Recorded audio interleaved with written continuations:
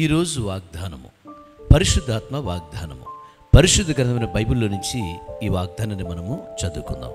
ఆదికాండము 24వ అధ్యాయము 50వ వచనం.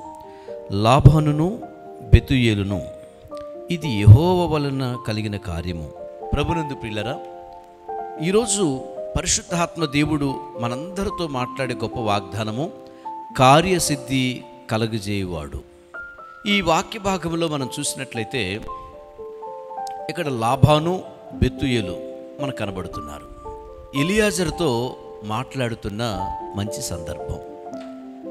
ఆ రోజు అబ్రహాము ఎలియాజరును పంపిస్తే దేవుడి చిత్తాన్ని అబ్రహాము యొక్క కుటుంబంలో ఎలా బయలుపరచబడదో మనం ఈ వాక్యంలో చూడగలం. అయితే ప్రియులరా, ఈ వాక్యాన్ని తరచుగా మనం వివాహములోనూ, అలాగనే చూస్తే ప్రధానములోనూ, ఎంగేజ్మెంట్లోనూ ఈ మాటలు మనము వింటూ ఉంటాం. ఈరోజు దేవుడు ఈ మాటలు పలుకుతున్నాడంటే నీ ఇంట్లో కూడా ఒక గొప్ప కార్యాన్ని దేవుడు చేయబోతున్నాడు.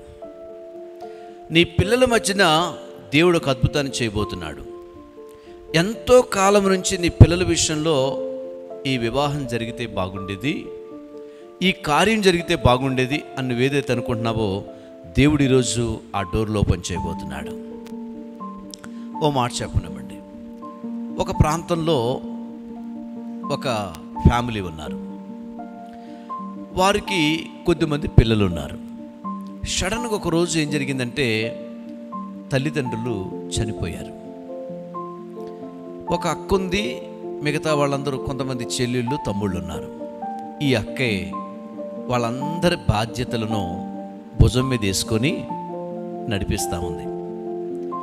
పని చేయటం, వాళ్ళకి పెట్టడం కొంత సమయం అయిందండి. కొన్ని సంవత్సరాలు చదువుకున్నారు.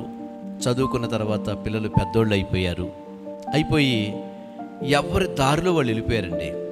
తమ్ముళ్ళు వెళ్ళిపోయారు, చెల్లెళ్ళు వెళ్ళిపోయారు.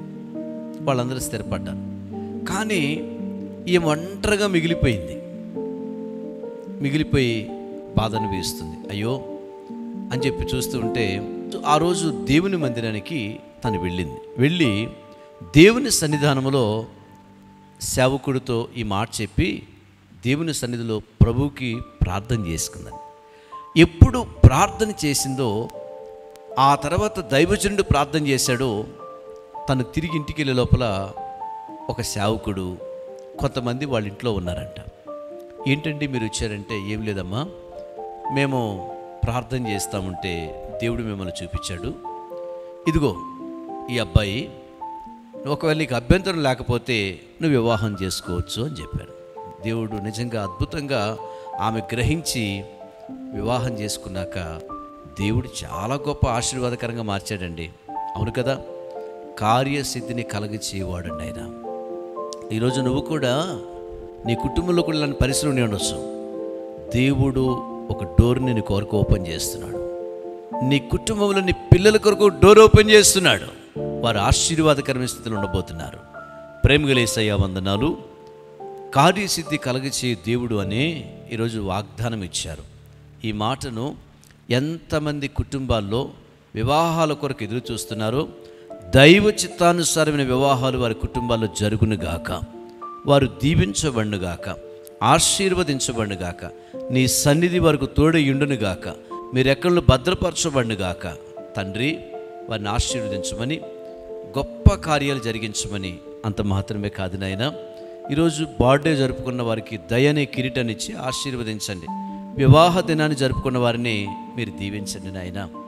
ఆ దంపతులను ఆశీర్వాదకరంగా మార్చండి. ఎడబాటు లేని, కీడు లేకుండా ఆశీర్వదించండి. యేసు నామములో ప్రార్థిస్తున్నాం తండ్రి, ఆమేన్.